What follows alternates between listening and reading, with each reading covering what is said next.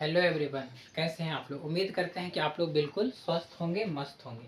आज हम लोग बात करेंगे क्लास 10th का एक इम्पोर्टेंट टॉपिक, जिस चैप्टर का नाम है heredity and evolution. But evolution जो टॉपिक है उसको जो है हटा दिया गया, कट कर दिया गया ना।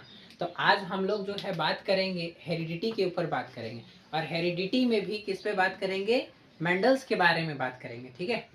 तो इतना तो सबको पता है कि जो जेनेटिक्स के बारे में सबसे पहले मेंडल्स ने बताया, इसलिए मेंडल्स को क्या कहते हैं? Father of genetics. इधर देखिए, मेंडल्स को क्या कहते हैं? Father of genetics. तो मेंडल्स ने कुछ लॉ दिया जो कि आप लोग को बताए हैं। बताइए, फादर ऑफ जेनेटिक्स यहाँ लिख देते हैं, फादर ऑफ जेनेटिक्स, ठीक है। तो जेनेटिक्स के father, father of genetics, genetics के फादर किनको कहा गया? मेंडल्स को। किनको कहा गया जी? मेंडल्स को। तो आज हम बात करेंगे rules for the inheritance of traits, इसके बारे में हम लोग बात करेंगे, ठीक है। तो इसमें देखिए, इनहेरिटेंस, इनहेरिटेंस का मतलब ये हुआ कि जो आपको अपने पेरेंट्स से ही, कहाँ से जी? जो आपको अपने पेरेंट्स से ही मिलता है, ठीक है। जैसे स्किन कलर हो गया, हेयर कलर हो गया, वो हो गया इनहेरिटेंस ट्रेड, ठीक है। ट्रेड दो तरह का होता है, बताए थे आप लोगों को। एक होता है इनहेरिटेंस और दूसरा होता है एक्वायर्ड। तो जो पेरेंट से ऑफस्प्रिंग में डीएनए के थ्रू ट्रांसफर हुआ है, दैट इज इनहेरिटेंस, ठीक है। और एक्वायर्ड क्या बताए थे? बॉर्न के बाद जो आप एक्वायर्ड किए हैं, जैसे आप साइंस में तेज है, मैथ में तेज है, ठीक है, तो वो आप एक्वायर्ड किए हैं, तो वो एक्वायर्ड ट्रेट है, ठीक है। और इनहेरिटेंस का मतलब हो गया कि जो आपको अपने पेरेंट्स से ही मिला है, ठीक है। तो यहाँ पर हम बात करेंगे इसी का, जिसमें देखिए लिखे हैं कि mothers and father both contribute the particularly equal amount of genetic material to child. यहाँ पर क्या बोला जा रहा है कि जो मदर है और फादर है, दोनों का बात करें ना, मदर और फादर दोनों का अगर हम बात करें, तो दोनों का जो जेनेटिक मटेरियल है, मदर और फादर दोनों का जो जेनेटिक मटेरियल है वो इक्वल अमाउंट में, कैसा अमाउंट में जी? इक्वल अमाउंट में क्या हुआ है कि पेरेंट से ऑफस्प्रिंग में ट्रांसफर हुआ है। कैसा अमाउंट बोल रहे हैं? इक्वल अमाउंट में। इक्वल अमाउंट में जो जेनेटिक मटेरियल है पेरेंट्स का, यानी कि मदर और फादर का जो जेनेटिक मटेरियल है वो कंट्रीब्यूट, बंटवारा हुआ है, कंट्रीब्यूट हुआ है किसमें? चाइल्ड में। वो भी क्या? इक्वल अमाउंट में। कितना अमाउंट में जी? इक्वल। क्या? तो जेनेटिक मटेरियल। उसके बाद फिर क्या है? It's trait can be influenced by the both paternal and maternal. मतलब ये हुआ कि ये जो ट्रेट्स है ये इन्फ्लुएंस हुआ। पैटर्नल का मतलब क्या होता है? पैटर्नल का मतलब हो गया फादर। क्या हो गया जी? पैटर्नल का मतलब क्या हो गया? फादर। और मैटरनल मीन्स हो गया मदर। तो ये जो ट्रेट्स आया है, ये जो क्या आया है? ट्रेट्स आया है ना, इन्फ्लुएंस हुआ है, ये पैटर्नल यानी कि फादर से, और किससे आया है? मदर के डीएनए से। फादर के डीएनए और किसके डीएनए से? मदर के डीएनए से ये ट्रेट क्या हुआ है? ट्रांसफर हुआ। अच्छा, अब आगे बात करते हैं। अब एक क्वेश्चन अक्सर आपसे हम पूछा करते हैं कि आखिर जो है मेंडल मटर जो है, मटर पी जिसको कह रहे हैं, आखिर मटर के ऊपर ही एक्सपेरिमेंट क्यों किए? उसके अलावा और वो प्लांट क्यों नहीं लिए? ठीक है, सबसे बड़ा क्वेश्चन। देखिए, मेंडल के बारे में भी कुछ जान लेना बहुत इंपॉर्टेंट है। मेंडल जो थे, एक बहुत बड़े मैथमेटिशियन एंड स्टैटिक्स, सांख्यिकी के ज्ञाता और मैथमेटिशियन थे। और वो पादरी भी थे। पादरी समझ में आता है?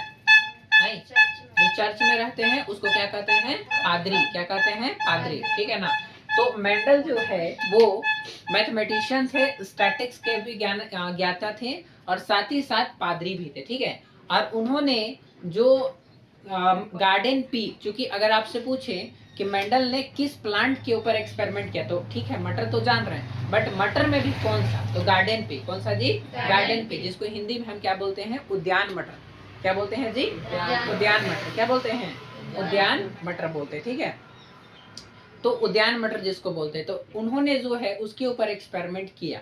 तो यहाँ पर क्या हुआ कि मेंडल जो है अपने एक्सपेरिमेंट किए, इस पे लगभग उनको इस काम को करने में 7 ईयर, 7 साल लग गए। कितना साल लग गए? 7 साल, ठीक है। 7 ईयर, 7 साल लगे। और आपको बता दें कि जब ये चीज बताया एक बुक था जो कि अभी पूरा बुक का नाम नहीं याद है, बट नेचुरल हिस्ट्रिका करके एक बुक था। उस बुक में उन्होंने उस लॉ को क्या किया, पब्लिश किया था, ठीक है। लेकिन उस टाइम जो है बड़ा फेमस, आप नाम सुने होंगे, चार्ल्स डार्विन। क्या नाम था? चार्ल्स डार्विन, जिसके बारे में बातचीत चल रहा था। उनका बुक का नाम था on the origin of species. Book का नाम बताइए, on the origin of species, जिसमें स्पीसीज के बारे में डिस्कवरी की बातचीत हो रही थी, ठीक है। तो मेंडल जो नेचुरल हिस्ट्री का जो बुक था उसमें वो क्या किए, पब्लिश किए, लेकिन वो उतना न्यूज़पेपर फेमस नहीं था। और सबका ध्यान कहाँ था? चार्ल्स डार्विन जो कि बुक लिखे थे on the origin of species, उसी पर सबका क्या था, ध्यान था। तो फिर क्या हुआ कि मेंडल का डेथ हो गया। मेंडल का क्या हो गया? डेथ हो गया। अब बताइए आप लोग कि आखिर मेंडल का थ्योरी कहाँ से आया? बड़ा विचित्र क्वेश्चन नहीं है? मेंडल का तो डेथ हो गया, तो बाद में जो है और साइंटिस्ट आए और उस चीज को पढ़े और उनको पता चला कि मेंडल का जो थ्योरी है वो बिल्कुल सही है। तब जाकर के एनसीईआरटी में पब्लिश हुई। तब हम लोग पढ़ रहे हैं फादर ऑफ जेनेटिक्स मेंडल। आइए बात करते हैं कि आखिर मेंडल साहब गार्डन पी के ऊपर ही एक्सपेरिमेंट क्यों किए। देखिए इसमें डायरेक्ट लिखा है, बट आप जान लीजिए कि गार्डन पी के ऊपर डायरेक्ट नहीं किए थे, बल्कि और भी बहुत सारे प्लांट्स के ऊपर किए थे, ठीक है। लेकिन लास्ट में फिर वो किसके ऊपर किए? गार्डन पी के ऊपर किए। बट क्यों किए, अब इसको समझते हैं। देखिए यहाँ लिखे हैं कि ग्रेगर मेंडल जो है वो क्या किए, फंडामेंटल लॉ दिए। कौन सा लॉ दिए जी? फंडामेंटल लॉ दिए, इनहेरिटेंस के बारे में बताएं। कौन बताए? मेंडल। और वो क्या किए, रिसर्च किए किसके ऊपर? पी प्लांट के ऊपर, ठीक है। और कौन सा प्लांट था? पी प्लांट कौन सा था बताइए? Garden pea. कौन सा था जी? Garden pea. कौन सा था? Garden pea. आप लोग हमको कमेंट करके बताइएगा कि इसका बायोलॉजिकल नेम क्या है। इसका जो है बायोलॉजिकल नेम क्या है, ठीक है। Biological name of garden pea comment करके आप लोग बताइएगा, ठीक है। अब आगे बात कर लेते हैं। इसमें हम बोले कि आखिर मेंडल जो है गार्डन पी के ऊपर ही एक्सपेरिमेंट क्यों किए। तो पहला रीजन लिखे हैं कि इजी टू प्लांट, मतलब इसका खेती करना, प्लांटिंग करना काफी क्या है, इजी है मटर का। उसके बाद सेकेंड है फास्ट ग्रोथ। जो मटर है इसमें ग्रोथ कैसा होता है? फास्ट होता है। और सबसे बड़ी बात ये है कि इसका जो लाइफ स्पेन होता है, जीवन काल जो होता है वो बहुत ही शॉर्ट होता है। एक साल में इसको 2 से 3 बार क्या किया जा सकता है? उगाया जा सकता है। लाइफ स्पेन समझ में आता है क्या होता है? The period from birth to death, ठीक है। बर्थ से लेकर के डेथ के बीच का जो पीरियड है उसी को हम क्या कहते हैं? Life span. क्या कहते हैं जी? Life span. तो जो मटर होता है इसका फास्ट ग्रोथ होता है और इसका लाइफ स्पेन बहुत ही शॉर्ट होता है। 2-3 बार इसको क्या क्या उगाया जा सकता है। थर्ड पॉइंट है इजी टू ब्रीड। इसमें जो ब्रीड मत समझ में आता है? सीड्स। इसमें जो है सीड्स प्राप्त करना काफी क्या है? इजी है। Having variety of traits. अब देखिएगा कि जो मटर जो होता है गार्डन पी, उसमें देखिए कि बहुत सारे आपको वैरायटी देखने को मिलेंगे। कुछ आपको जो सीड्स है वो राउंड मिलेंगे, कुछ विंकल्ड मिलेंगे। समझ रहे हैं नहीं समझ रहे हैं? कुछ राउंड मिलेंगे, कुछ क्या मिलेंगे? विंकल्ड मिलेंगे। तो अलग अलग वैरायटी हो गया सीड्स का, नहीं है? अलग अलग वैरायटी हुआ कि नहीं? फिर आप ठीक है, ये हो गया।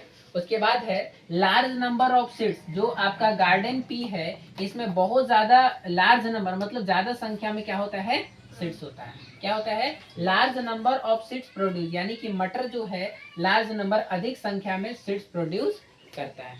तो ये सब कुछ रीजन थे जिसके वजह से मेंडल भाई साहब जो थे वो गार्डन पी के ऊपर एक्सपेरिमेंट किए। उसका रीजन ये सब था, ठीक है। अब हम बात करेंगे आगे कि इन्होंने जो बताया मोनो हाइब्रिड क्रॉस क्या होता है, और उन सब के बारे में हम लोग जो है डिस्कशन करेंगे। आप लोग जो है इसका स्क्रीनशॉट ले लीजिए। इसको हम लोग इरेज कर रहे हैं और आगे बढ़ रहे हैं। देखो तो जी एक और मार्कर है, मार्कर नहीं तो इंक, कहीं भी देखो दिखा।